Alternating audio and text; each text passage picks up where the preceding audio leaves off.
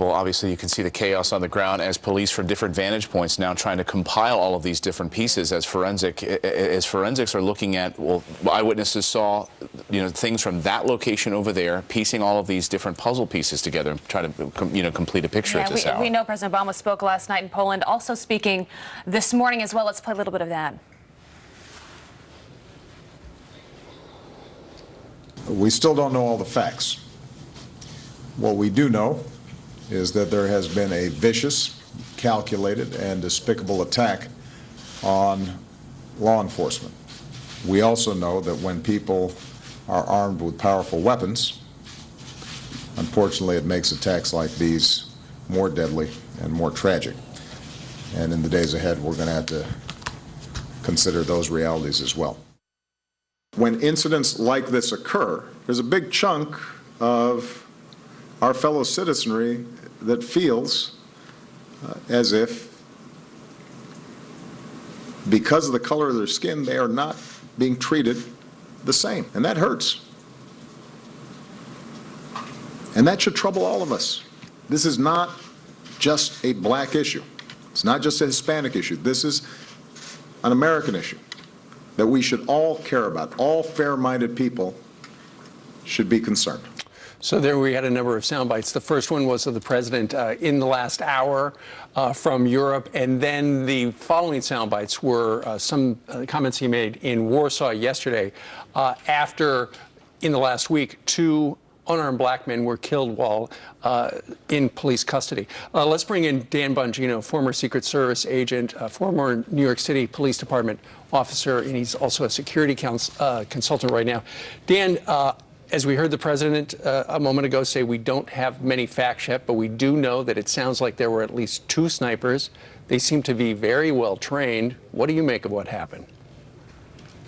Yeah, looking at this attack and seeing just some of the footage out there that's been pieced together on social media, it's pretty clear that this was pre-planned. This was not some spur-of-the-moment operation or some just emotional response to a protest. When you look at even the tactics they use, that one scene I saw, that horrible scene of the police officer behind the pillar looking to engage the target. Watch the way the target moves. He moves very direct, using tactics, using bounding type tactics. They knew what they were doing. Are those military tactics, Dan? Police tactics? I mean, in a way, terror tactics? Yeah, I would not be remotely surprised if this turned out to be a terror group. But yeah, the tactics were not. This isn't the kind of thing. If you were engaging in a situation and you're in a firefight with weapons against a police officer, to move the way he did directly towards the target, almost pie off a bit, as we would call it, indicates some form of training. Is probably the best way to say it. You mentioned planning, but of course these protests kind of popped up spontaneously yesterday across the country. Peaceful protests in response to the 2 things, the 2 shootings that Steve was talking about earlier. Do you think, based on that they must have been laying in wait for some sort of activity in downtown Dallas that they could jump on and seize on and take action against these police officers? Yeah, Clayton, I'm glad you asked that, because on this network, I actually brought this topic up before in relationship to protests at Trump rallies. How our experience in the Secret Service with terror groups is that they'll take advantage of anything, whether it's a violent protest at a Trump rally, a peaceful protest at a BLM rally.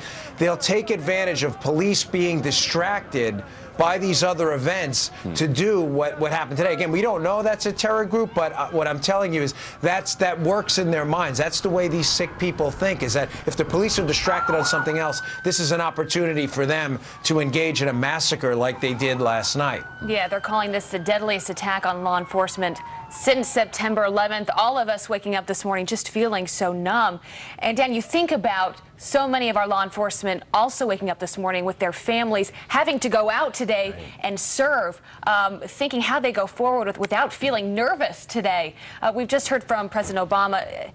Is he saying what you want to hear? Is he comforting them in this time of such uncertainty? Yeah, I'm done with President Obama, and frankly, so are my law enforcement friends. I literally don't have one law enforcement friend at the federal, state, or local level who has anything nice to say anymore. You know, it's interesting, when he gives these speeches, he opens them up by saying the facts matter. Let's wait for the facts. He has no facts on this yet, and he goes right to gun control and says, and we'll have to address that in the next few days.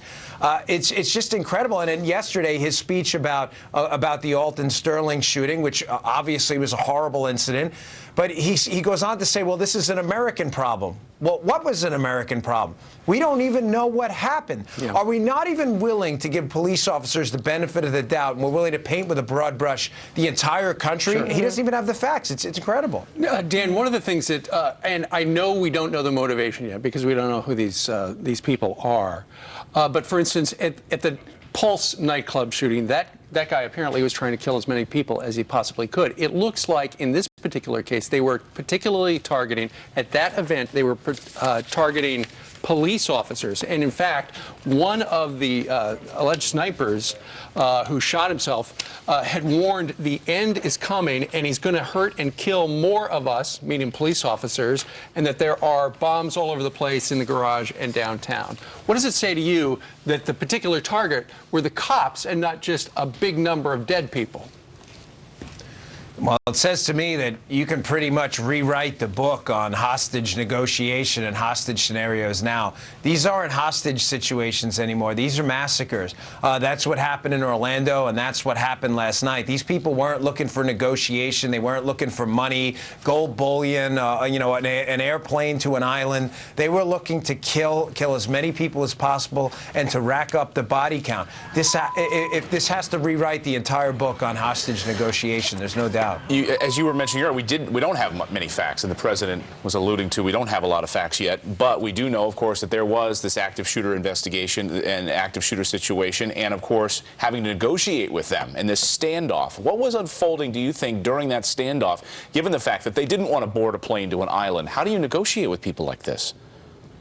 Yeah, it's very. I mean, think about the heroism of these men and women in law enforcement. It's almost It's difficult to comprehend because you and I, thankfully, will likely never be in a situation like that. They're negotiating with a man or a woman, we don't have the details yet, right? But someone who is just brutally slain 4 or 5 of their colleagues, has let loose carnage across the city, and yet instead of just moving in and doing what anyone's emotions would say, let's just stop this and get rid of this person, they negotiate for hours to try to resolve it peacefully with a savage murderer who has no intentions of doing that. I mean, if that doesn't speak to the heroism of our men and women in blue, I mean, nothing else will to you. Yeah, it's absolutely incredible. I mean, unbelievable. Really heart-wrenching. Yeah, that's so well said. Dan Bongiga, we're going to keep you with us, but also bring in radio host and Fox News contributor David Webb, who joins us now on the couch. And as you know, this is still a very fluid situation.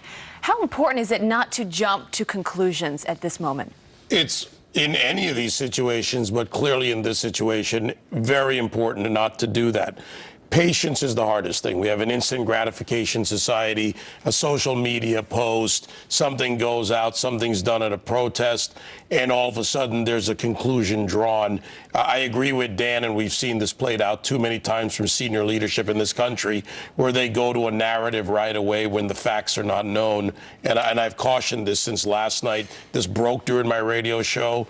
We went by, down the line. We don't know, but we're advising you what's going on. More broadly, I mean, what's scary to me is what Dan was talking about earlier, is that this planned, coordinated attack on police officers, it's scary going forward. We start to think now about law enforcement, these police officers being out there in these situations, protecting this, which was a peaceful protest. It was wrapping up. It was calmly, it was peacefully wrapping up. And as the protesters started running and screaming in the opposite direction as this was unfolding, do we have to worry more about this going forward?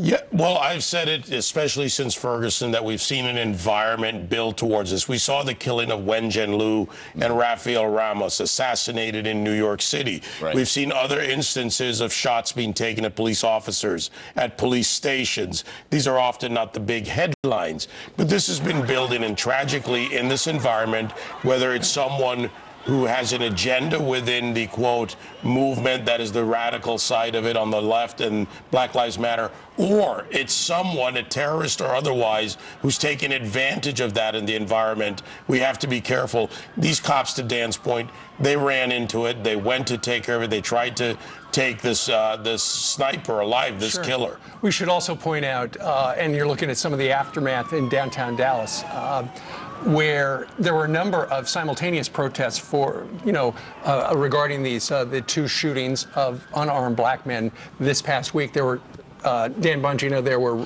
protests across the country, but this particular one, for some reason, at least two people got together. They heard about it. They said, tonight's the night, and it sounds like they went to this El Centro garage. They were at an elevated position, and they just decided now's the time to start killing cops. Dan? Yeah, it's interesting that they even had these locations, these elevated positions, pre-planned out. I'm having a hard time with that. They must have scouted it out for ingress and egress routes, ways in and ways out, and shooting vantage points at some point in advance. So there was some element of pre-planning. Clearly they were in the area. But that indicates to me, again, being clear, I'm just saying from an analytical perspective, that there was some element of pre-planning here and assets that were already in place for an attack in that area. They had to know the area well. There's no way they randomly showed up, in my opinion, from just another location and said, oh, wow, there's a parking garage here. What a great elevation for shooting. Plus, it sounds like at least one of the guys had tactical gear, dressed in camouflage, had a vest on as well. Knew exactly what they were doing. Right. They were prepared to engage. You don't wear tactical gear if you're going to pop off a shot and then run. If you're going to engage in a prolonged firefight like we had in the LA bank robbery and some of these terrorist assaults, that's what they do. They arm up in battle dress uniform and in bullet-resistant armor, and that's what they do. David, you know Dallas well. Yeah. This is a few blocks in Dealey Plaza, of course, national heartbeat. I lived there for 4 years. I know this area very well. You've been talking to a number of your friends that are there. Yeah, that are handling this is a town, and having lived there, and I know police officers down there, both on DPS, Department of Public Safety, the state agency and the local agency. There are men and women who have kept that city safe. Dallas is a relatively peaceful city. Tell us about the demographics. The demographics of that area, you get south of downtown Dallas, you get into a predominantly black and Hispanic area. Downtown area goes through Griffin, Elm Street up to Lower Greenville, pretty hip area where people hang out. So the protest, uptown, right. So the protests in that area, it was proximity to the neighborhood, easy to go there and organize. There's a wide street. There's a good area where people can gather. Good area for the police to protect and to create a perimeter. Is this where we often have protests? I mean, is this where, if you were going to have organized, to Dan's point, planning this out, you know that this is the location where typically you're going to have parades, protests, that march down these particular streets. Yeah, because you've got an open area. As someone who's organized large rallies here in New York City, I would look at Broadway downtown by City Hall Park. For those of you that know that, I would look for areas where you could do it safely, effectively, have good transportation to get there. But normally it seems like this community is peaceful. It is. That this is a pretty rare occurrence. This was a peaceful protest. There are people that are concerned about bad shoots in this country, whether they're intentional or accidental or something gone wrong. They have an absolute right to question. The families are grieving. We need answers, but we need to wait for the due process. I can't stress enough. We've got too much jump to judgment. And then if it comes out against what someone believes, bad action by bad actors. Dan Bongino, my daughter went to school at SMU in Dallas, so I've been in that neighborhood.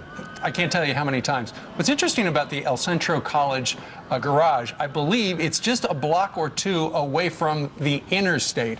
So if these guys had planned, they got the tactical gear, maybe they had an exit plan as well. They weren't planning on making that their Alamo. They were planning on getting out.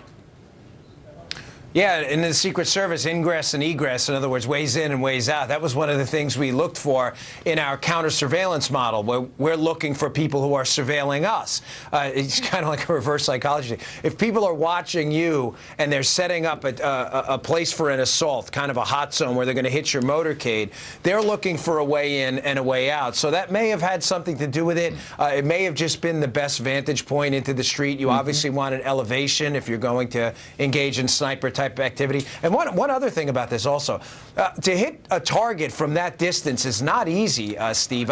This isn't the kind of thing where I know you see in the movies, you see the little crosshairs in the scope, and it just magically appears on them. It doesn't work that way in real life. This is not an easy shot to make, which again indicates some element of pre-planning and training. David. That's a very important point that Dan brings up. When they do the autopsies and they see where the strikes were on these police officers, if you've got center mass, you've got someone who knew what they were aiming for in a dark environment. Right. So this took some skill to do this and some planning. All right. Dan Bongino and David Webb, thank you very much for coming in. Stand by. We may talk to you a little later on. Yeah, that's right. And President Obama addressed the tragedy.